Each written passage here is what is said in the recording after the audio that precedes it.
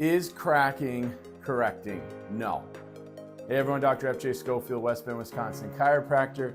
So you see all the time on social media, the internet, this big argument, chiropractors aren't doing anything. Oh, okay, I'm cracking this and I'm getting the scoliosis fixed.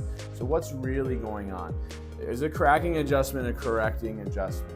No, you're not gonna see any change, like you're not gonna see a scoliosis go away. Have I seen, it's called a diversified adjustment, when you crack the neck and seen a curve come back? I have seen that a couple of times, but it's not reproducible, consistently reproducible. It's not, can't guarantee it in each person. What does a cracking adjustment do? It's a mobilization. You're taking that joint to its end range of motion.